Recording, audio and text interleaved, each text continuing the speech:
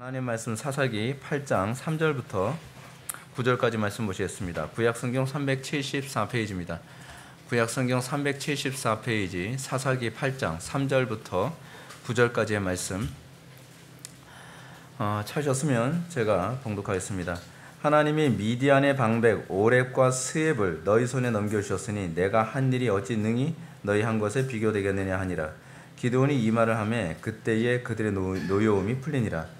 기드온과 그와 함께한 자 300명이 요단강에 이르러 건너고 비록 피곤하나 추격하며 그가 숫곳 사람들에게 이르되 나를 따르는 백성이 피곤하니 청하건대 그들에게 떡덩이를 주라. 나는 미디안의 왕들인 세바와 살무나의 뒤를 추격하고 있노라 하니 숫곳의 방백들이 이르되 세바와 살무나의 손이 지금 내 손 안에 있다는 거냐. 어찌 우리가 내 군대와에게 떡을 주겠느냐 하는지라. 기드온이 이르되 그러면 여호와께서 세바와 살무나를 내 손에 넘겨주신 후에 내가 들가시와 찔레로 너희 살을 찢으리라 하고 그래서 분회로 올라가서 그들에게도 그같이 구한즉 분회 사람들의 대답도 숫곳 사람들의 대답과 같은지라. 기드온이 또 분회 사람들에게 말하여 이르되 내가 평안히 돌아올 때에 이 망대를 헐리라 하니라. 아멘. 시간은 사사기 29번째 강의가 되겠습니다. 전쟁을 도우라라는 제목으로 하나님 말씀 전가하도록 하겠습니다. 전쟁을 도우라. 제가 자주 언급하는 것이지만 예수 믿는 목적이 무엇인가? 우리가 도대체 예수를 믿어서 천당 가는 데에만 초점이 맞춰져 있는가? 이렇게 되면 우리는 성경에 나오는 상당수의 내용들이 나와 아무 관계가 없는 게 되어버리게 됩니다. 우리가 예수를 믿는 게 도대체 성화와 무슨 관계가 있고 예수를 믿는 게 우리 이 구원론 뭐 이런 부분들 또는 종말론 이런 부분과 별로 이렇게 연결시키기가 굉장히 좀 혼란스러워지게 됩니다. 사람들이 그렇지 않습니까? 예수 믿고 천당만 가면 그만 아니냐? 뭐 자꾸 예수 믿으면서 헌신해라 뭐하라 자꾸 얘기하냐? 자, 근데 제가 이런 말씀을 드리고 싶습니다. 제가 제 영적 삶에 있어서 저를 보호하는 굉장히 중요한 요소 중에 하나가 뭐냐면 소명을 감당하는 겁니다. 여러분들은 어떠신지 모르겠지만 소명의 인생에 초점이 맞춰지고 그리고 거룩한 삶 그리고 군인으로서의 삶에 초점이 맞춰지게 되면 이런 현상이 나타나게 됩니다. 전쟁을 해야 되기 때문에 이 부분에 대해서 절제해야 되고 전쟁을 해야 되기 때문에 이 부분에 대해서 기능을 키워야 되고 전쟁을 해야 되기 때문에 이 전쟁에서 승리하기 위해서는 더 거룩해야 되고 전쟁을 해야 되기 때문에 이 소명과 관련해서 모든 게 파생적으로 다 연결이 되어집니다. 그런데 예수 믿고 천당에 초점을 맞추게 되면 이게 나하고 아무 관계가 없는 게 돼버리고 마는 거죠. 그래서 제가 이런 생각을 합니다. 좀 느슨하게 살고도 싶고 좀 세상적으로 좀 즐기면서 살고도 싶고 뭐 나태하게 살고 싶은 이런 요소들이 상당히 많이 있어도 아니지. 이렇게 하게 되면 내가 하나님 나라 군대로서 삶을 살아가는데 이런 부분에서 지장이 있지 않나? 영적으로 내가 좀 약해지지 않나? 이런 부분 때문에 자꾸 절제하게 되고 그리고 또 이런 거죠. 목회 사역을 하는 데 있어서 이게 굉장히 유익한 게 뭐냐면 여러분들입니다. 성도들에게 유익을 끼치기 위해서 내가 넘어지게 되면 성도들이 실족하지 않을까? 내가 이런 삶을 산다는 걸 성도들이 알게 되면 성도들에게 있어서 얼마나 실족할 사람이 많을까? 내가 더 경건하게 살아야지. 내가 더 거룩하게 살아야지. 그런 부분이 그러니까 소명을 감당하고자 하는 이런 부분. 그래서 저는 저의 영적 생활에 정말 도움이 되는 게 소명이고 저의 영적 생활에 정말 도움이 되는 게 여러분들입니다. 여러분들 앞에서 부끄러움 없는 삶을 살기 위해서 더 제 자신을 이게 보이지 않는 데서 자꾸 다독거리고 더 당금질하고 더 훈련하게 만드는 것. 근데 문제가 뭐냐면 내가 소명과 아무 관계없이 산다고 하면 어떻게 됩니까? 교인들이 실족하든 뭐하든 내 편한 대로 살면 그만이고 내 만족대로 살면 그만이고 내 욕심대로 살면 그만이고 교인들이 이것 때문에 떠나든 말든 일단은 내 만족대로만 살면 그만 아닌가. 그러니까 이런 부분 때문에 점점 신자됨의 삶의 모습이 자꾸 무너지게 됩니다. 여러분 성화와 그리고 여러분들의 소명이 따로 가지 않습니다. 성경이 계속적으로 얘기하는 게 그거 아닙니까? 소명을 망각하면 하나님의 촛대가 옮겨지게 됩니다. 여러분들이 구원을 받고 나서 그래서 여러분들에게 항상 같이 딸려오는 게 뭐라 그랬죠? 소명의식이라 그랬죠? 소명의식. 소명의식이 가지고 있는 특징이 무엇입니까? 예수를 믿고 살아가는데 분명한 목표의식이 있다는 겁니다. 목표의식. 여러분, 목적의식 또는 목표의식 없는 사람들에게 나타나는 특징이 뭡니까? 그냥 무절제한 겁니다. 그냥 이런 거죠. 어떤 아이가 이제 기껏 이제 열심히 공부해가지고서 대학에 들어갔습니다. 대학에 들어갔는데 대학에 들어가고 나서 대부분 대학생들에게 나타나는 특징이 뭐죠? 이제 방향성이 없는 거예요. 자기 인생의 목적이 뭐였어요? 그러니까 대학에 들어가는 게 목적이었던 거예요. 대학에 들어가는 게. 대학에 일단 들어가고 난 다음에 일단은 내 목적이 성취됐고 대학에 들어갔으니까 그 다음부터 뭐예요? 그냥 방향성 없이 그냥 떠돌아다니는 인공위성처럼 살아가는 거예요. 친구들이 어디 놀러 가자 그러면 그래 놀러 가지 뭐. 뭐 하자 그러면 뭐 하지? 뭐 요즘 뭐 이게 트렌드면 그 트렌드지. 그냥 따라다니는 거예요. 그래서 세월을 1년, 2년을 그냥 낭비해버리고 마는 거예요. 그 낭비하는 이유가 뭐냐면 방향성이 없어서 그렇습니다. 목표의식이 없어서 그래요. 그래서 우리는 그리스도인들이 예수를 믿고 난 다음에 그들에게 나타나는 가장 중요한 요소 중에 하나는 뭐냐면 목표의식이 다릅니다. 목표의식. 세상 사람들은 여러분들 예수 믿기 전에는 여러분들의 목표가 뭐였습니까? 뭐 행복하게 사는 거, 돈 잘 버는 거, 뭐 성공하는 거, 명예 얻는 거. 그게 여러분들의 목표의식이었다면 그 목표의식이 여러분들을 무엇을 하게 만듭니까? 그 목표가요, 다른 거를 마치 고구마 줄거리 끌고 가듯이 그 목표의식과 관련해서 다른 것들이 다 같이 딸려오게 됩니다. 근데 목표의식이 세상 것에서 영원한 것으로 목표의식이 달라지게 되잖아요. 그러면 그 다음에는 딸려오는 다른 것들이 예전 것과 완전히 구별된 다른 것을 추구하게 되는 거죠. 그런 차원에서 우리가 살아가면서 여러분들이 놓쳐서는 안 되는 것이 뭐냐면 우리는 하나님 나라의 거룩한 군사로 쓰임받은, 그리고 이 전쟁을 수행하기 위해 부름받은 존재라고 하는 분명한 목표의식이 있을 때 사도 바울이 얘기하지 않습니까? 먹든지 마시든지 무엇을 하든지 하나님의 영광을 위하여 하라. 여러분들 예수 믿고 나서 여러분들 달라져야 되는 거 그거 아닙니까? 대학 가는 이유가 뭐냐? 하나님 영광을 위해서. 돈 많이 벌려고 하는 이유가 뭐냐? 하나님 영광을 위해서. 또 결혼하려고 하는 이유가 뭐냐? 하나님 영광을 위해서. 자녀를 얻으려고 하는 이유가 뭐냐? 하나님 영광을 위해서. 모든 게 하나님의 영광을 위해서라는 관점으로 이게 달라지게 되면 그 부분에 대해서 접근 방식이나 접근 태도가 달라지게 됩니다.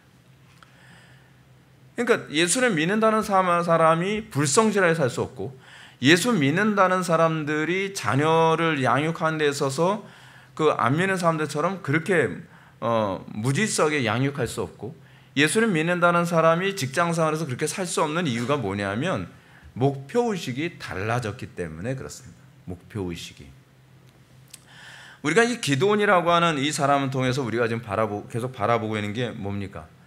이 사람이 하나님께 붙잡힌 바 된 소명자가 되고 난 다음에 이 사람이 얼마나 180도로 달라진 삶을 살고 있는 거에 관한 문제입니다.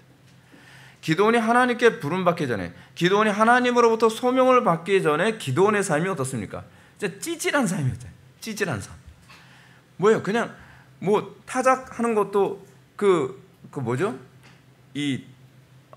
포도즙 짜는 데에다가 그냥 이거 타작하면서 숨어서 그냥 하루하루 꾸역꾸역 먹고 사는 그거로 인생을 살아가다가 목표의식이 하나님으로부터 소명을 받고 난 다음에 그의 목표와 방향성이 달라졌어요. 거룩한 전쟁을 수행하는 하나님의 군사로서 삶의 목표가 달라지고 나니까 그 다음서부터 이 사람의 삶이 완전히 비포 애프터가 달라진 삶을 사는 거죠. 예수를 믿고 나는데 왜 우리가 비포 애프터가 다르지 않습니까? 목표의식이 없어서 그런 거 아니에요? 소명의식이 없어서 그런 거 아니에요? 오늘도 제가 낮 예배 때 설교하면서 여러분들한테 그런 말씀 드렸잖아요. 우리가 예전에 이러이러한 삶을 통해서 이웃에게 피해를 끼치고 이웃에게 고통을 주고 이웃에게 가시덤불과 엉겅퀴를 내는 삶을 살았다고 한다면 예수를 믿고 난 다음에 우리가 거듭난 다음에 그 다음서부터 우리에게 나타나게 되는 새로운 목표의식이 생기는데 그것이 뭡니까? 가장 첫 번째는 이거죠. 나 때문에 고통받은 사람들을 어떻게 다시 도와주고 그들을 회복시켜주고 복귀시켜줄 것인가에 관한 새로운 목표의식이 생기잖아요. 어떻게 비포와 애프터가 같을 수가 있냔 말이에요. 나 때문에 자녀들이 파괴됐다는 것을 내가 알게 됐어요. 예전에는 누구 탓했죠? 유전자 탓하고 누구를 닮아서 이런 식으로 그거 탓하다가 보니까 내 잘못이라는 걸 알고 나면서 어떻게 해요? 어떻게 이제껏 나로 인해서 고통받고 어려움 당한 내 자녀를 성경적으로 다시 회복시켜 줄까? 어떻게 그 영혼을 다시 도와줄까? 이게 목표의식이 달라지는 겁니다. 살아가는 목표의식이. 그래서 사도 바울이 교회를 규정하는 중요한 방식 중에 하나가 뭡니까? 내가 그리스도 예수의 좋은 군사로 나와 함께 고난을 받았지니 군사로 다니는 자는 자기 일에 얽매이는 자가 없나니 하나도 없나니 이는 군사로 모집한 자를 어떻게 해요? 기쁘시게 하려 함이라. 하나님을 기쁘시게 드리는 삶, 군사로서의 삶. 그래서 자기 생활에 얽매이는 자가 없는. 근데 자기 생활에 얽매이는 자가 없다라고 하는 이 말에 중요한 개념이 있는데요. 뭐냐면 자유함입니다. 더 이상 이 땅의 삶에 내가 그것에 구속되지 않고 하나님 나라 영광을 위해서 여기에 우리가 초점을 맞추면서 우리가 먹든지 마시든지 무엇을 하든지 모든 일에 있어서 자유함을 얻기 시작하더라는 겁니다. 그것에 끌려다니지 않습니다. 이것이 여러분 군사로서의 삶이라는 것이야말로 신자됨의 가장 중요한 정체성 가운데 하나입니다. 물론 신자의 정체성을 규정하는 많은 표현이 있죠. 자녀됨 또는 하나님 나라 시민됨, 뭐 다양한 정체성이 성경에 기록되어 있지만 저는 이 정체성 중에서 우리가 정말 망각하지 말아야 되는 정체성은 군사됨이라고 생각합니다. 왜냐하면 구약성경 전체에서 하나님 나라 백성을 언급하는 중요한 개념이 군사의 개념이에요. 근데 이 군사의 개념이 얼마나 선명하냐면 인구조사를 하는 것도 인구조사 왜 하는지 여러분 아십니까? 인구조사 괜히 그냥 뭐 성인 숫자 몇 명이냐에 관한 얘기가 아니라 구약에서 항상 인구조사의 목적은 전쟁에 나갈 수 있는 숫자 계산입니다. 전쟁에 나갈 수 있는 군인 숫자 계산하는 거. 하나님 나라 백성들을 규정하는 그냥 단순히 시민이 아니라 하나님 나라 전쟁을 수행할 수 있는 사람이라는 개념으로 그걸 그리스도인으로 이렇게 해석하고 있는 겁니다. 근데 그 그리스도의 군사로서 살아가는 목적이 무엇인가? 하나님을 기쁘시게 해드리는 거예요. 이전에는 우리가 예수 믿기 전에는 주로 나를 기쁘게 하기 위해서 맨날 싸우잖아요. 사람들하고 이 사람들하고 싸우고 저 사람들하고 싸우고 갈등하고. 근데 이제는 예수 믿고 난 다음에 하나님을 기쁘시게 드리기 위해서 군사된 삶을 살게 되는 거죠. 지난 본문 말씀을 다시 한번 복습해 보면 기드온은 미디안이라는 14만 5천 명의 대군들과 전쟁을 치르게 됩니다. 근데 그 가운데 하나님께서 몇 명으로 전쟁을 치르게 해요? 300명. 말도 안 되는 숫자죠. 13만 5천을 300명으로 싸운다. 테르모필레 전투. 여러분 그 300에서 그 300이라고 하는 영화 있잖아요. 300이라는 영화의 배경이 테르모필레 전투인데 테르모필레 전투에서 300명의 군사들이 사실은 싸웠던 것도 거의 10만이 넘는 군대하고 싸운 거더라고요. 페르시아 군대하고 전쟁을 할 때. 근데 이 300명으로 그 군사들과 싸운다? 사실은 말도 안 되는 숫자거든요. 근데 이 300명의 적은 군사로 전쟁을 하면서 어떤 일이 생깁니까? 자, 이제 이 모습을 통해서 우리 회복의 교회나 그렇지 않으면 교회산에서 적은 숫자로 전쟁을 했던 교회들에 대해서 한번 생각해 봅시다. 처음에 시작할 때 하나님께서 300명으로 전쟁을 시작하도록 하시죠. 하나님께서 이 우리 교회를 하나님 나라의 군사로서 사용하시게 될 때 100명도 안 되는 군대를 가지고 하나님 나라 전쟁을 하게 될 때 하다 보면 어떻게 됩니까? 지칩니다. 여러분 성령 충만하다고 해서 안 지치는 게 아닙니다.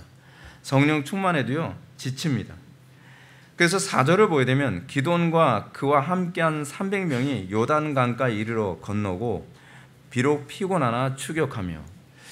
여러분 사사기에서 우리가 또 지치도록 싸운 사람 중에 하나가 삼손 아닙니까? 제가 맨날 얘기하는 그 웃기지도 않은 조크 3N즈. 그 삼손 이제 하도 얘기해서 웃지도 않아요. 이 삼손 이 얘기를 하게 되면 삼손이 당나귀 턱 베어가지고서 1000명을 때려 눕히잖아요. 1000명 때려 눕혀. 성령 충만했는데도요 삼손도 지칩니다. 그렇죠? 지쳐요. 여러분 우리가 성령 충만하다 해서 안 지친다? 그건 거짓말입니다. 하나님께서는 일반적인 개념을 그대로 우리에게 주시는데 근데 문제가 뭐냐면 지치는데 그 지치는 상황에서 어떻게 반응하느냐에서 구별이 되는 거예요. 세상 사람들은 어떻게 해요? 지치면 그만두죠. 지치면 뭐 어쩔 수 없지라고 하죠. 근데 오늘 여기서 보면은 어떻게 해요? 그들은 지쳤어요. 피곤하다라는 말은 지쳤다는 얘기거든요. 근데 비록 피곤하나 어떻게 해요? 추격하며. 우리가 세상과 구별되어지는 중요한 부분 중에 하나 뭐냐면 우리가 하나님 나라 백성으로서의 삶을 살아가는데 때로는 그만두고 싶을 정도로 피곤하고 지칠 때가 상당히 많이 있습니다. 근데 여러분 그게 은혜라는 걸 알고 계십니까? 성도의 견인. 제가 목회 사역을 하면서 진짜 우리가 23년 차 우리 교회가 지금 가고 있는 거잖아요. 23살이에요. 청년이죠. 근데 23년 차 이 목회 사역을 하는데 야 그냥 저는 매년 지치겠더라고요. 매년 지치겠어요. 혼자서 여러분들 이게 요즘에 와서 이제 제가 조금 편해진 거지. 혼자서 기타 치고 혼자서 통성기도 인도하고 혼자서 뭐하고 막 그거를 30대 때 계속 하는데 목은 항상 쉬어 있고 항상 피곤하고 혼자서 설교 매주마다 설교 준비해야 되죠. 신방해야 되죠. 할 게 너무 많아요. 그럼 이제 매년 이렇게 살다 보면은요, 진짜 지치니까 진짜 속된 말로 때려치고 싶을 때가 한두 번이 아니에요. 근데 제가 지나고 나서 보면 뭐냐면 피곤하나 추격하고 있더라고요. 저는 그게 기적이에요. 야, 어떻게 내가 23년을 버텼지? 사실은 제 힘으로 한 게 아니에요. 그래서 은혜인 거예요. 여러분, 우리가 지치는 걸 모르면 내 힘으로 한 것처럼 보이죠. 근데 피곤하나 추격하게 하시는 거예요. 피곤함에도 불구하고 추격하게 하시는 것이 그것이 은혜입니다. 그것이 은혜예요. 자, 여기서 이제 메투엘리는 이렇게 얘기합니다. 그들은 피곤하나 그를 따랐다. 즉 그들이 일을 행하느라고 지칠 대로 지쳤으나 그들은 아직도 적을 치기에 게을리하지 않았다. 우리의 영혼이 싸울 때에도 우리의 힘이 극히 미약하긴 하나 이처럼 우리의 전력을 다해야 하며 비록 피곤하나 싸우는 데 게을리하지 않는 것이 참된 그리스도인의 역할이다. 우리도 지칩니다. 우리도 그만두고 싶을 때 많습니다. 우리도 주의 일을 하는 데서 실전할 때 많이 있습니다. 우리도 너무 어렵습니다. 목회 사역하는 데 있어서도 그렇고 여러분들 교회에서 사역을 하면서 여러분들 이제 우리 교회에서 점점 사역이 자꾸 늘어나죠. 다른 사람들이 보면은 제가 굉장히 에너지가 넘치는 사람처럼 보여요. 에너지가. 근데 그게 에너지가 넘쳐서가 아니라 하나님께서 힘을 주시기 때문에 그런 거거든요. 근데 여러분 주의 일을 하는 데 있어서 주의 일을 할 때 육신적으로 지치기만 하는 게 아닙니다. 상처받죠. 사람들과의 갈등에서 거기서 많이 에너지가 뺏기기도 하고 있지 않습니까? 그리고 주의 사역 감당을 하면서 생각지 않은 주변의 상황의 변화들, 예를 들어서 여러분들 교회에서 주의 일을 하는데 여러분들 개인의 삶의 문제 때문에 그만하고 싶을 때도 굉장히 많이 있지 않습니까? 근데 그런 많은 부분들, 그런 어려운 가운데서도 우리가 적을 치기에 게을리지 않는, 여러분 이 부분은 우리가 좀 생각해야 될 필요성이 있습니다. 왜냐하면 우리의 대적들은요 그렇게 힘들고 어려운 가운데서도 자신들의 욕심과 탐욕을 채우기 위해서 지치지 않고 싸웁니다. 지치지 않고. 여러분들 교회에서 안에서 이제 예를 들어서 알렉산더 대왕 같은 사람이 대표적인 케이스고, 알렉산더만 그런 것이 아니라 한니발 같은 사람도 그렇고, 이 인류 역사 안에서 또는 교회에서 안에서 오히려 하나님 편에서 봤을 때 악하다라고 하는 그런 사람들, 느부갓네살 같은 사람들, 이런 사람들로 보면 어떻게 자기의 탐욕과 자기의 정치적인 욕심과 목적을 향해서 살아가는데 어떻게 해요? 지치지도 않아요. 제가 그 그리스 역사를 이제 좀 공부를 해보니까 야, 그 알렉산더 대왕 진짜 보통 사람 아니더라고요. 알렉산더 대왕이 전쟁을 20살 때서부터 시작을 했거든요. 이게 전쟁으로 특화된 사람이에요. 이 사람은요. 20살 때에서부터 전쟁을 시작해가지고 이 사람이 언제까지 전쟁을 했냐면 죽을 때까지 전쟁을 했어요. 그 죽을 때가 언제냐면 33살이거든요. 근데 여러분 그래봐야 13년이잖아요. 근데 13년인데 이 13년 기간 동안에 얼마나 많은 땅을 차지했는지, 페르시아 땅이 굉장히 넓은데 페르시아 땅보다 더 많이 차지했어요. 그러니까 처음에는 어디서부터 시작합니까? 마케도니아라고 해서 그리스 북쪽이 마케도니아거든요. 마케도니아에서부터 시작해가지고 그리스 전역을 다 정복을 하더니 그거로 만족을 안 해가지고요. 원정군을 데리고서 전쟁을 하면서 이 소아시아 지역을 가지고서 소아시아 지역을 점령하더니 인도를 점령하고 국도도 점령하고 뭐 고속도로 점령하고 다 점령하기 시작을 하는 거예요. 예. 그러니까 점령할 대로 다 점령해 버렸어요. 그러니까 더 이상 점령할 데가 없을 정도로 점령한 거예요. 그런데 이 알렉산더 대왕을 따르는 사람이 지칠 정도입니다. 알렉산더를 따르는 사람이. 그러니까 여러분 세상 사람들은요 자기의 탐욕을 채우기 위해서요 진짜 지치지 않고 삽니다. 지치지 않고요. 우리는 어떻습니까? 우리는 주의 사역을 감당하면서 우리는 과연 피곤하나 주를 따르며 피곤하나 끝까지 적들을 치기에 게을리하지 않는 그런 삶을 우리가 살고 있는가? 제가 정말 은혜라고 생각하는 게 그겁니다. 저 진짜 일 줄이고 싶거든요. 안 믿어지죠. 일 줄이고 싶은데 하고 싶은 일이 너무 많아요. 새로운 일이 자꾸 머릿속에 하나씩 자꾸 떠오르게 만들어요. 그래서 제가 요즘에 동화책도 쓰고 그리고 제가 요번에 책 하나 또 쓰고 있잖아요. 그 자녀 양육과 관련된 책도 또 쓰고 그리고 또 이것저것 하고 저것 하고 근데 제가 느끼는 게 그거예요. 아 이게 내 힘이 아니구나. 이게 내 힘이 아니구나. 제 본성으로는 피곤하나 그만두고 싶은데 하나님께서 우리로 하여금 적을 치기에 게을리하지 말라라고 우리의 마음을 자꾸 그런 마음 주시는 거죠.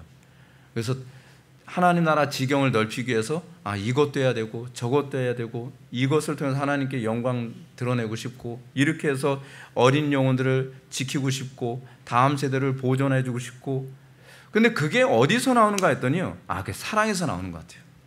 하나님을 사랑하고 이웃을 사랑하는 그 마음을 하나님께서 주신 거죠. 근데 여러분들 이제 문제가 이겁니다. 문제는 우리가 주의 일을 하면서 탈진하기 시작하잖아요. 탈진하고 지치게 되어지면 거기서 우리가 자꾸 잔꾀를 부리기 시작을 합니다. 존 버넨의 철로역정 보게 되면은 철로역정 그에서 이런 장면이 나오죠. 철로역정이 아름다운 궁전에서 나오고 난 다음에 아름다운 궁전에서 이제 전신갑주 딱 무장하는 장면이 나오지 않나요? 전신갑주 딱 무장하고 난 다음에 그 다음에 어디로 가게 되냐면 절망의 그 골짜기를 가게 되거든요. 절망의 골짜기에서 정말 엄청 시달립니다. 엄청 시달려요. 엄청 시달리고 난 다음에 그것도 힘들어 죽겠는데 그 다음에 뭘 만나냐면 아볼로온을 만나거든요. 아볼로온하고 그냥 코피 터지게 싸웁니다. 막 코피 터지게 싸워요. 그 싸움을 치르고 난 다음에 지칠 대로 지쳐 있으면 그 다음에 어떻게 해요? 주저앉고 싶잖아요. 쉬고 싶단 말이에요. 근데 그 자리에서 존 버넨이 철로역정에서 이런 부분을 얘기합니다. 샛길 초원을 얘기를 해요. 샛길 초원. 거기서 크리스찬이 발이 이제 너무 아파서 너무 힘들고 지치니까 이제는 좀 편한 길 가고 싶다. 그러면서 샛길 초원 가고 샛길 초원이 딱 보이니까 샛길 초원 어때요? 막 완전히 잔디밭 깔려 있고 너무 편한 길이고 보니까 이 우리가 가려고 하는 순례길과 비슷하게 같이 나란히 가는 것처럼 보인단 말이에요. 그래서 샛길 초원을 따르죠. 그러다가 절망의 거인에 빠지지 않습니까? 자, 그런데 문제가 이겁니다. 우리의 인생에서 그런 일이 생긴다는 거예요. 여러분 목회자들도요. 언제가 제일 위험하다고 얘기하냐 하면 주의 사역을 감당하느라고 모든 에너지를 다 쏟고 난 다음에 그 다음에 쉬고 싶어하는 이 욕망 이것 때문에 타협하고 싶고 죄악된 삶을 살고 싶은 생각을 하게 되다가 거기서 무너지는 경우가 많다는 거예요. 우리도 그렇습니다. 우리도 주의 일을 감당하려고 하다 보면 너무 힘들면 그 스트레스를 뭐로 풀고 싶어 하냐 하면 세속적이고 육신의 본성이 즐거워하는 것을 통해서 여기서 안식을 얻으려고 하고 그리고 이제 너무 지쳤으니까 주의 일을 하는데 이거는 그냥 돌아가자. 이것까지 부딪히고 싶진 않다. 자꾸 그렇게 되지 않나요? 그렇게 되지 않아요? 주의 일을 감당한다고 하면서 다른 사람들 부딪히는 이거는 진짜 부딪히고 싶지 않다. 샛길 초원을 가듯이 이거는 이렇게 하자. 샛길 초원을 가듯이 근데 그 새끼 초원으로 가면은 나한테 쉼이 올 거라고 생각하고 내가 이 부분에서 이제 한동안 좀 내 스스로 쉴 수 있는 시간도 필요한 거 아닌가라고 하는데 그게 의외로 뭐를 갖다 줘요? 절망을 가져다 줍니다. 절망. 그러니까 우리가 신앙생활 하면서요, 힘들더라도 오히려 힘들 때 더 정확하게 가는 법을 배워야 됩니다. 힘들 때 정확하게 가는 법을 배워야 되고요. 거기서도 이제 또 이런 장면이 나오죠. 크리스찬과 믿음이 같이 가는데 믿음이 뭐라고 얘기합니까? 그래도 우리가 정확하게 가야죠 라고 하는데 크리스찬이 자꾸 얘기해요. 이건 좀 쉽게 갑시다. 이제 좀 쉽게 가요.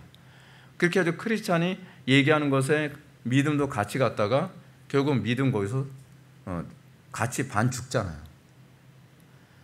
그러니까 우리가 같이 동역하는 그 성도들과의 관계 안에서도 지치고 힘들 때 쉬운 길로 가자라고 했을 때 오히려 아닙니다. 우리가 더 정확하게 가야 됩니다.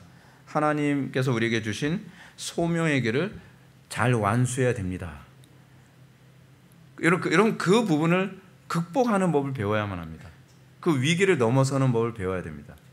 이거 배우지 못하면 기껏 선한 싸움 다 싸우다가 절망의 웅덩이, 그러니까 이 절망의 거인이라고 하는 것은 아주 지독한 영적 디프레스를 얘기하는 거거든요. 그래서 많은 상당수의 성도들이 이런 얘기합니다. 제가요 이렇게 하나님 뜻대로 살다가 왜 영적 디프레스에 빠졌는지 몰라요. 이거를 우리는 신학적으로 엘리야 신드롬이라고 얘기하죠. 엘리야가 바알과 아세라 선지자들하고 한번 대판 진짜 멋지게 싸우고 난 다음에 갑자기 엘리야에게 영적 디프레스가 심각하게 몰려오잖아요. 사실은 그 모티브가, 제가 철로역정의 그 부분의 모티브가 거기서 온 것 같아요. 엘리야 신드롬 그 부분이요. 근데 그렇게 싸우고 난 다음에 너무 지치고 나니까 그 다음에 이세벨이 죽인다 살린다 그러니까 도망가면서 이런 얘기잖아요. 하나님, 나 진짜 죽고 싶습니다. 내 목숨 다시 돌려주십시오. 주님 품에 안기게 해주십시오. 존 버넷은 철로역정에서도 절망의 거인에게 짓눌렸을 때 크리스찬이 하는 얘기가 그겁니다. 끊임없이 절망의 거인이 야, 네 목숨 이제 끊어라. 자살해라. 자꾸 이런 얘기를 하잖아요. 우리의 삶 속에서 우리가 소명에 충실하게 살아가면서 힘들더라도 또 정석으로 가고 힘들더라도 정석으로 가고 또 같은 성도들끼리에서도 지쳐있는 지체들을 격려하면서 그래도 새길로 가지 말고 정석으로 가자. 우리가 그렇게 권면하면서 우리가 영원한 천성에서 승리하는 게 아닌가 그렇게 생각합니다. 그래서 히브리서 기자는 이렇게 얘기합니다. 우리는 뒤로 물러가 멸망할 자가 아니요 오직 영혼을 구원함에 이르는 믿음을 가진 자니라. 근데 여기서 이 히브리서 기자의 표현을 잘 들어보십시오. 뒤로 물러가 멸망할 자가 아니요. 그런데 어떻게 전진하라는 겁니까? 오직 영혼을 구원함에 이르는 믿음을 가진 자니라. 영혼을 구원하는 소명에 충실한 삶을 살아가는 것. 근데 여러분, 신자의 영적인 에너지가 거기서 나오는 거 여러분 알고 계십니까? 자기의 소명에 충실하게 살 때 그때 내가 살아있다는 걸 느낍니다. 자기 소명에 충실하게 살 때 그때야말로 성령의 충만함을 느끼게 됩니다. 소명을 떠나면요 사실은 성령의 충만함이 잘 안 느껴집니다. 하여간 기도는 미디안 군사들과의 전쟁에서 지친 부하들의 탈진을 회복시키기 위해서 이제 같은 민족인 숫곳과 분우엘에게 도움을 청합니다. 당연히 청하는 것이 옳죠. 여러분, 영적 전쟁을 하는 데서 지쳤을 때 혼자서 싸우는 것만이 능사가 아닙니다. 때로는 동력자들이 필요합니다. 때로는 어느 정도 힘을 분배해주고 그리고 이 부분에 있어서 어느 정도 휴식을 취할 수 있는 그런 동역자들이 굉장히 필요합니다. 하나님께서는 우리의 육체의 한계를 알고 계십니다. 그래서 하나님께서 우리에게 동역자를 붙여주시고, 지금 제가 요즘 느끼는 게 그겁니다. 우리 교회가 20년 넘게 이 사역을 쭉 감당하면서 여기까지 왔는데 이제 하나님께서 우리 그 공동체의 거룩한 사역을 감당하도록 동역자를 한 명씩 붙여주고 계신다는 그런 느낌이 듭니다. 그 붙여주는 이 동역자들을 통해서 어떻게 해요? 이제는 우리가 좀 여유 있게 좀 쉬어가면서 갈 수 있도록 도우시는 거라고 생각합니다. 그렇습니다, 여러분. 우리가 주의 사역 감당할 때 여러분들이 그때까지 인내하는 법을 배워야 됩니다. 우리의 동역자를 통해서 일을 분배하고 그래서 같이 이 일을 감당할 수 있는 사람을 붙여주실 때까지 우리는 나에게 주어진 자리에서 최선을 다해서 그것을 이기는 법을 배워야만 합니다. 여러분들이 계산대로 떨어지진 않아요. 하나님 이제는 좀 붙여주실 때 되지 않았습니까? 제가 아무리 그렇게 기도해도요, 안 붙여주세요. 한 10년 지나니까 이제 조금씩 붙여주기 시작하는 것 같아요. 이제는 된 거 아닌가요? 그건 내 생각이에요. 하나님께서 아니 아직 한 10년은 더 기다려야 될 것 같다. 그러면 저도 10년은 똑같이 적용하지 마시고요. 어떤 분은 5년이 될 수 있고 어떤 분은 몇 달이 될 수도 있지만 우리가 그것은 우리가 측정하지 말자는 겁니다. 하나님의 주권 안에서 하나님께서 나에게 동역자를 붙여주실 때까지 우리는 끝까지 나에게 주어진 이 소명을 최선을 다해서 감당하는 데까지 달려가는 것. 근데 하나님께서 제가 보기엔 그걸 보시는 것 같아요. 네가 이렇게 힘들고 어려워도 네 소명에 충실하겠냐? 이래도 너 요령 안 피겠냐? 이래도 너는 내가 명령한 이 소명의 길을 끝까지 가겠느냐? 하나님께서 그거 질문을 던지시는 것이 아닌가 생각이 듭니다. 근데 이 동역자 붙여달라 해서 또 붙여주시는 것도 아니죠. 오늘 5절을 보면 그가 숫곳 사람들에게 이르되 나를 따르는 백성이 피곤하니 청하건대 그들에게 떡덩이를 주라. 나는 미디안 왕들인 세바와 살무나의 뒤를 추격하고 있노라 하니. 영적 전쟁을 하느라고 지칠 대로 지쳐 있는데 도와달라고 했을 때 무조건 도와줄 수 있는 동역자들을 만난다는 것 또한 쉽지가 않습니다. 여기서 보게 되면 이 사람들이 이 숫곳과 분회의 사람들이 기드온의 요구를 거부하는 것을 보게 됩니다. 6절과 8절을 보게 되면 숫곳 방백들이 이르되 세바와 살문의 손이 지금 내 손 안에 있다는 거냐? 어찌 우리가 내 군대에게 떡을 주겠느냐 하는지라. 또 8절 보면 거기서 분회엘로 올라가서 그들에게도 그같이 구한즉 분회 사람들의 대답도 숫곳 사람들의 대답과 같은지라. 자, 이 정도 되면은 이제 기드온 낙심할 만하죠. 전쟁을 하는데 아니 나 하나 잘 살자고 싸우는 전쟁이 아니라 우리 민족 전체 같이 잘 살자고 같이 싸우자고 하는 전쟁인데 나 몰라라 하는 겁니다. 여러분 이게요 지금 우리나라 안에서 일어나는 현상이기도 하죠. 지금 이 대한민국 구하자, 대한민국 바르게 세우자 하면서 아무리 애쓰고 힘써도 다 이 전쟁에 참여하지 않잖아요. 그러니까 목소리 내는 사람만 목소리 내고 위험부담 감수하면서 싸우는 사람만 감수합니다. 근데 여러분들 그럼 숫곳 방백이라든지 분회 사람들이 왜 기드온을 돕지 않았을 것 같습니까? 뭐 식량이 아까워서 돕지 않았겠습니까? 아니에요. 그게 아닙니다. 첫 번째는 이겁니다. 기드온이 전쟁에서 패배했을 경우에 오게 되어지는 후폭풍이 무서운 겁니다. 기껏 도와줘서 기드온이 이긴다고 보장 못하잖아요. 전쟁에서 만약에 이 전세 패배하게 되면 그 나중에 미디안 군사들이 어떻게 했어요? 너네들도 도와줬지. 같이 이 보복을 당하는 거죠. 이게 무서운 겁니다. 두 번째 뭐냐면 이게 더 심각한 더 근본적인 이유인데 이들이 바알 숭배자이기 때문에 그렇습니다. 미디안을 이롭게 하는 자들이었기 때문에 애시당초부터 미디안하고 서로 이렇게 그 커넥션이 있었던 사람들인 거예요. 이 사람들이. 그러니까 미디안이 망하는 걸 원치 않는 거죠. 미디안들이 숭배하던 바알을 숭배하고 그 바알을 숭배함으로써 얻는 이득을 누리는 사람들이었던 거예요. 그러니까 여러분들 지금 우리나라도 좀 그렇지 않습니까? 우리나라 여러분 그냥 노골적으로 얘기할게요. 우리나라에서 왜 사람들이 이 전쟁에 참여하지 않습니까? 첫 번째는 그거예요. 이 전쟁 참여했다가 이 대한민국 지키는 수호하는 이 전쟁 참여했다가 나중에 뭔가 좀 잘못되면 나도 그 파편 맞을까 봐 두려운 거예요. 똑같습니다. 똑같아요. 그 또 어떤 사람이 이 대한민국 지키는 이 수호 전쟁을 사람들이 거부합니까? 이건 분명하죠. 친중인 사람들. 친중이고 그리고 이런 친북적인 서양과 관련되어지는 사람들하고 또 수익 관계가 같이 연결되어 있는 커넥션이 있는 사람들. 이 사람들은 사실은 이게 망하지 않았으면 좋겠다라고 생각하는 겁니다. 나라가 어떻게 됐든 나 하나만 배부르고 등 따스하고 떵떵거리면 살면 되겠다. 여러분 그게요 예나 지금이나 똑같습니다. 어느 나라나 똑같습니다. 여러분 그게 이상하다고 생각할 필요 없어요. 우리나라 민족성이거든. 여러분 민족성 그런 얘기하지 마세요. 그거는요 이스라엘도 똑같아요. 어느 나라나 다 그렇습니다. 그러니까 사람은 다 똑같아요. 사람은요. 그런 상황에서 우리는 이런 거 바라보지 않고 그럼 우리는 뭘 바라야 됩니까? 그냥 그리스도만 바라보는 거예요. 우리에게 주어진 소명을 바라보면 살아가는 거예요. 우리 교회가 지금 이렇게 간다고 해서 사람들이 무조건 박수 쳐주지 않습니다. 우리 교회가 이렇게 가면서 우리한테 어려움이 있을 수도 있어요. 중요한 건 이것이 우리에게 이익이냐 손해냐가 아니라 이것이 옳으냐, 이것이 하나님께서 기뻐하시는 것이냐, 우리 그거 바라보면서 가는 겁니다.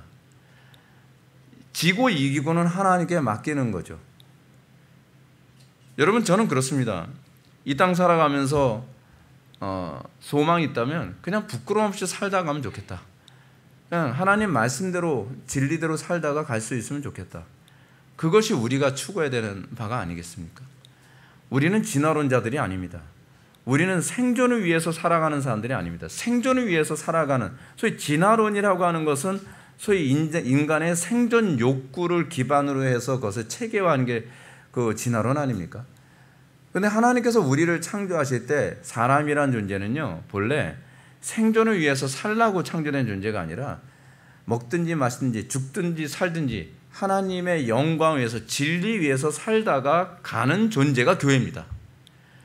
그러니까 우리에게 주어진 소명, 우리 회복의 교회에게 주어진 소명이 무엇인가라고 생각한다면 우리는 하나님의 뜻을 따라서 하나님께서 기뻐하시는 길을 가면 되는 겁니다. 그리고 그 나머지는 하나님께 맡기는 거죠.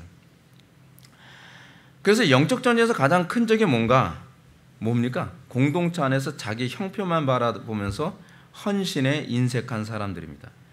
어느 공동체를 가든지 그런 사람들이 다 있습니다. 교회가 어렵고 위기가 처했을 때, 교회가 편할 때야 다 같이 가는 것 같죠. 으쌰으쌰하고 뭐가 되는 것 같고. 근데 교회가 어려움 처하면 어떻게 해요? 자꾸 이렇게 뒤로 빼는 사람 자꾸 나오죠. 근데 여러분, 그럴 때 낙심할 필요 없어요. 그 사람들은 그 사람이고 우리는 우리에게 주어진 소명의 길을 가는 겁니다. 근데 누구에게 복이 있어요? 소명을 따라 가는 사람에게 하나님께서 복을 주신다는 것을 믿으시기 바랍니다. 이게 복된 길이라는 걸 그 사람들 보지 못하는 거예요. 여러분들이 정말 현명하다고 한다면 우리가 어려움이 있더라도 주님께서 우리에게 주신 소명이 이게 복된 길이라는 것을 생각하고 이 길을 지속적으로 가는 것이, 이것이 복된 겁니다. 사실 우리 교회가 지금 희주비 아카데미부터 시작해서 지금 많은 일을 하는데요. 한편은 그렇습니다. 여러분들 굉장히 힘들지 않습니까?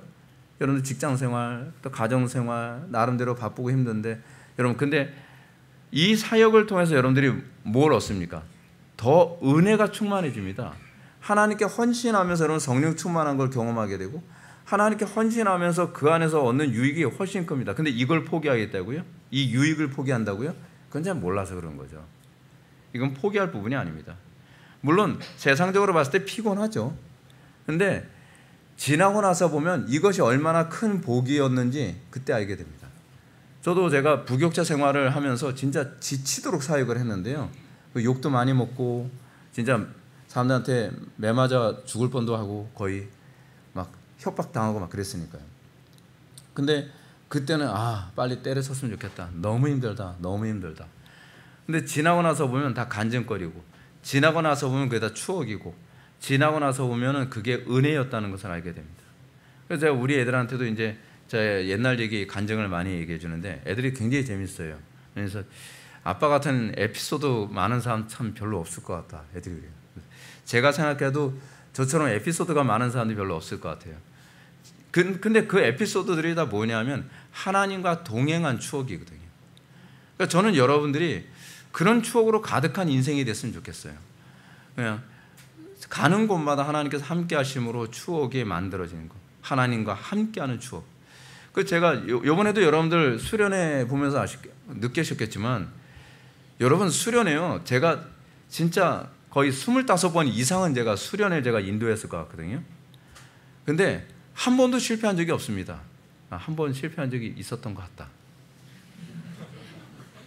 근데 그 한 번은 어떤 한 번이냐면 제가 인도한 수련회가 아니라 그 수련회는요, 99년도, 1999년도 아직 태어나지도 않았던 애들도 꽤 있을 텐데 1999년도에 제가 사역했던 교회인데 그 교회는 그냥 완전히 콩가루 교회였어요.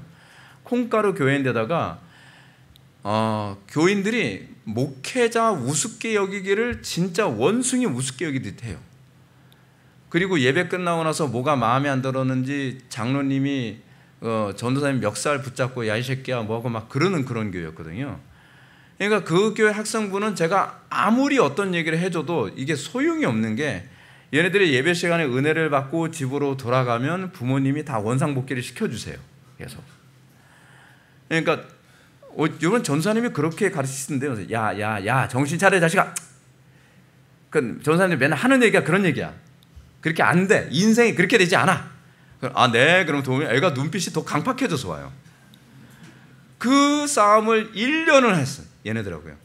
그러니까 저도 이제 얘네들 데리고 수련회를 갈 자신이 없을 정도로 워낙 애들이 강팍하니까 그 연합 수련회 갔는데요. 진짜 할 얘기가 없는 수련회였어요. 할 얘기가 없는 수련회. 그때 이외에는 진짜 거의 그러니까 제가 직접 인도한 수련회는 퍼펙트했습니다. 근데 그게 어떻게 가니? 하나님께서 함께 하시고, 하나님께서 함께 하시면 모든 것이 다 정말 복이고 기쁨이고 영광입니다. 예. 하나님께서 저한테 이제 그런 복을 주신 것 같아요. 하나님과 함께하는 것에 대한 기쁨을 알게 하시는 그런 복. 그래서 제가 여러분들한테도 그런 걸 많이 강요하는 것 아니겠습니까? 하나님과 함께하시는 거 한번 선택해 보세요. 그게 얼마나 인생에서 행복한데요. 지나고 나서 보면요, 남는 건 그거밖에 없습니다. 세상적인 거요, 지나고 나면 헛되고 헛됩니다. 근데 영원한 것에 여러분들의 인생을 헌신하잖아요. 지나고 나서 보면 그 영원한 것밖에, 하나님과 동행했던 것 이외에는 여러분 남는 게 없습니다. 그게 인생입니다. 그래서 제가 강요하고 싶을 정도로 그런 인생을 여러분한테 권하고 싶은 거죠. 자, 그런데 여기서 기드온이 낙심하기보다 어떤 태도를 견지하나 한번 보십시오. 7절과 9절 보면 기드온이 이르되 그러면 여호와께서 세바와 살무나를 내 손에 넘겨주신 후에 내가 들가시와 찔레로 너희 살을 찢으리라 하고, 또 9절 보면 기드온이 또 부두엘 사람들에게 말하여 이르되 내가 평안히 돌아올 때에 이 망대를 헐리라 하니라. 기드온은 자기와 같은 족속임에도 불구하고 여호와의 전쟁에 참여하기를 꺼려할 뿐만 아니라 오히려 자신의 안일과 안전을 위해 협력하기를 거부하는 이 사람들, 숫곳과 분우엘 사람들에 대해서 엄중한 심판을 경고합니다. 이게 바로 여호와의 날의 개념입니다. 여러분, 주님께서 오셨을 때 누구를 심판하실 것 같습니까? 어떤 사람 심판할 것 같습니까? 우리가 이번에 종말론 설교할 때도 여러분한테 말씀드렸지만 여호와의 거룩한 전쟁에 참여하지 않은 사람입니다. 이 구약에서 보게 되면 이스라엘 백성은 전쟁을 할 때 나팔을 불거든요. 전쟁 나팔을 붑니다. 그런데 전쟁 나팔을 부는데 전쟁 나팔에 나는 참여하지 못하였다. 나는 바빠서 참여하지 못하였다. 나는 기분 나빠서 참여하지 못하였다. 나는 뭐해서 참여하지 못하였다. 나는 무서워서 참여하지 못하였다. 그런데 그게 여호와의 전쟁에서 나중에 심판의 대상이라니까요. 심판의 대상.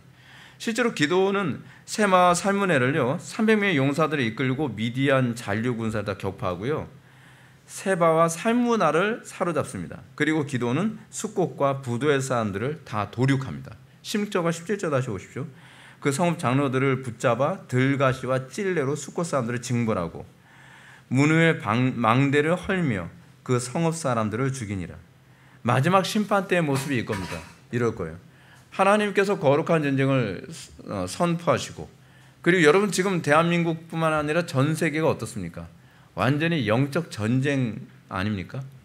동성애가 판치고요, 뭐 차별금지법 합법화한다 그러고, 뭐 곳곳에서 하나님을 막 모욕하는 말이 막 터져 나오고, WCC, 로잔, WEA 막 종교통합이 막 이러고, 그런데 하나님 나라 전쟁에 관심이 없어요. 상당수 교회들 보게 되면은 이런 와중에도 뭐 효도 관광한다고 뭐 할머니 권사님, 할아버지 뭐 집사님들 뭐 모시고서 뭐 어디 뭐 관광 다니고 뭐 하고 하면서 어떻게 하든지 뭐 완전히 딴 나라에 사는 것 같은 거예요. 나라가 어떻게 돌아가는지, 교회가 어떻게 배도의 길로 가는지 관심도 없어요. 관심도. 근데 여러분, 이렇게 사는 사람들이 여호와의 거룩한 전쟁, 하나님의 심판 때 왔을 때 무사할 거라고 생각합니까? 무사하지 않습니다. 틀림없이 심판을 받습니다. 우리가 이 땅에 살면서 교회는 나오지만 세상 임금인 사단으로부터 해를 당할 걸 두려워하거나 또 또는 귀찮거나 피곤해서 그 싸움에 참여하지 않고 하나님 나라 전쟁을 강 건너 불구경하듯 한다고 했을 때에 심판을 각오해야 될 것입니다. 이들은 이스라엘을 위해 싸우기를 거부했기 때문에 사실은 기업 얻을 자격도 없습니다. 그래서 요한계시록에서 보게 되면 거룩한 전쟁의 나팔을 거부했던, 나팔 소리에 반응하지 않고 거부했던 두 지파가 있죠. 에브라임 지파와 단 지파.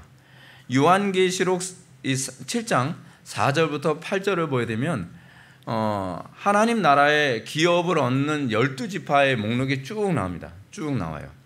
근데 12지파인데 그 12지파에서 2개 지파가 빠지고 다른 지파로 채워져서 12지파예요. 그러니까 12지파에서 원래는 12지파에 해당되지 않는 게 레위 지파잖아요. 레위 지파는 원래 기업이 없느니라라고 얘기했거든요, 구약에서. 근데 요한계시록에서는 이 에브라임 지파하고 단 지파, 에브라임 지파는 맨날 무슨 소리예요? 전쟁 때 지금 나와라 해서 안 나가. 내가 왜 나가? 그러다 죽으면 어떡하려고? 그러다 거의 이길 때쯤 되면 왜 나 안 불러줬어? 이상한 그 레파토리를 맨날 구사했던 지파잖아요. 그 에브라임 지파가 요한계시록에서 완전히 제거돼요. 그 단 지파는 어떻습니까? 사사기 우리가 뒤에서 17장 이후에서 보게 되면 나오지만 단 지파는요 사사기에서까지만 나오고 그 이후엔 등장을 안 해요. 왜냐하면 가나안 전쟁을 하는데 단 지파가 자기에게 주어진 이 분배되어진 가나안 족속들이 너무 세 보이거든요. 그래서 가나안 족속들하고 싸우기를 거부하고 자기네들이 편하고 쉽게 싸워서 점령할 수 있는 땅을 찾아다니는 거예요. 그래서 17장 이후에서 보게 되면은 평안하게 자기네들끼리 아기자기하게 잘 사는 그런 사람들한테 하나님께서 분배해 주지 않은 땅인데 그 사람들 싹 다 죽이고 거기를 자기 땅으로 만드는 게 바로 단지파였거든요. 그래서 단지파는 하나님 나라 전쟁에 참여하지 않았기 때문에 그 명단에서 제거되어집니다. 그럼 그 빈자리에 누가 들어가느냐? 여러분 12지파에 쭉 나오다 보면은 요셉의 두 아들이 있죠. 에브라임과 므낫세가 있습니다. 그 에브라임과 므낫세는 사실은 에브라임과 므낫세를 다른 말로 뭐라고 얘기하냐면 요셉 지파라고도 얘기합니다. 왜냐하면 그 요셉의 두 아들이니까. 근데 거기서 에브라임이 빠지고 그 자리에 누가 들어가냐면 요셉이 들어가야 됩니다. 그럼 지파 중에 한 지파가 또 빠지게 되죠. 그 자리에 레위 지파가 들어가요. 그렇게 해서 전체를 12지파로 메꾸게 됩니다. 이게 무슨 얘기냐면 여러분 하나님 나라 전쟁을 하는 데 있어서요 여러분들이 없다고 하나님이 일 못하시는 거 아닙니다. 여러분들이 하나님께 헌신하지 않으면 저도 약간 배짱이 생겼어요. 난 못하겠는데 그럼 빠져. 뭐 딴 사람 하나님께 채워주시겠지. 꼭 너만 있어야 되나? 이제 이런 생각이 들어요. 예전에는 저 사람 빠지면 안 되는데 저 사람 너무 잘하는데. 근데 여러분들이 잘나서 하나님께서 여러분들을 쓰시는 게 아니에요. 착각하면 안 돼요. 하나님께서 우리를 써주시는 게 영광입니다. 하나님께서 우리를 써주시는 게 영광이에요. 하나님께서 우리를 써주신다고 했을 때 거기서 그 자리에서 충성을 다해야죠. 충성을 다해야만 합니다. 근데 우리가 난 못하겠는데요 라고 빠지면 거기에 하나님께서 이 레위 지파를 집어넣으시든지 요셉 지파를 집어넣으시든지 다른 사람을 통해서 그 자리를 채워서 하나님은 당신 일을 하시게 될 겁니다. 이 개념이 요한계시록 2장에서 에베소 교회에 나오잖아요. 에베소 교회에게 하나님께서 경고하신 게 뭡니까? 네가 처음 사랑을 버렸도다. 네가 처음 사랑을 회복하지 않으면 그 촛대를 옮기리라. 촛대가 없어지는 것이 아니라 다른 사람이 그 촛대 역할을 하게 될 거라는 겁니다. 우리가 하나님께서 우리에게 소명 주셨을 때 우리에게 주신 소명에 대해서 충성을 다하십시오. 여러분들의 소명을 다른 사람들에게 뺏기지 마십시오. 저는 제가 우리 교회에 주어진 소명이 너무 귀하다고 생각을 합니다. 우리 교회에 주어진 소명 뺏기지 않는 게 복이라고 저는 생각을 합니다. 그래서 하나님께서 여러분 이래요. 하나님께서 우리에게 영감 주시고 감동 주시면요, 여러분 하나님 음성 잘 안 들리죠, 여러분. 순종 하나씩 해보세요. 엄청 많이, 엄청. 야 이것도 해봐라, 이것도 해봐라, 이것도 해봐라. 요즘에는 약간 좀 템포 좀 느리게 가면 안 될까요? 막 이것도 해봐라 저것도 해봐라 막. 근데 하나 순종하면 하나님께서 더 많은 걸 보여주시고, 또 하나 순종하면 더 많은 걸 보여주시고, 더 보여주시고, 더 보여주시고. 그게 뭐예요? 하나님께서 저를 촛대로 삼는 걸 기뻐하신다는 거죠. 나같이 부족한 종을, 아무것도 아닌데 하나님께서 나를 촛대로 삼고 하나님께서 나를 주의 일꾼으로, 소명자로 사용하시길 기뻐하시는 거. 여러분, 그렇게 살아가는 겁니다. 우리 젊잖아요. 이 젊은 이 시간, 여러분, 하나님께서 쓰신다고 하실 때 조지 휘필드가 얘기했던 것처럼, 하나님, 제가 녹슬어 죽느니 달아서 죽기를 원하나이다. 여러분, 이 고백이 여러분들의 고백 되기를 바랍니다. 신자가 영적으로 타락하지 않을 수 있는 중요한 원인, 제가 아까 서론에서 말씀드렸던 것처럼 소명에 충실하게 살아가는 사람은 타락할 시간도 없습니다. 다윗이 언제 타락했죠? 자기 소명을 망각하고 있을 때 타락했습니다. 우리가 타락하지 않고 주님 오시는 그날까지 거룩한 삶을 살아가는군요, 오로지 소명에만 집중하고 오로지 그 소명에만 우리의 정신을 쏟으면서 살아가는 상태에서는 유혹이 들어갈 자리가 없습니다. 우리가 타락할 시간도 없습니다. 우리가 타락하고 무너질 그런 겨를도 없습니다. 우리가 먹든지 마시든지 무엇을 하든지 하나님의 영광 위에서 살 수 있는 은혜가 부어진다면 여러분들이야말로 정말 복된 사람인 것을 믿으시기 바랍니다.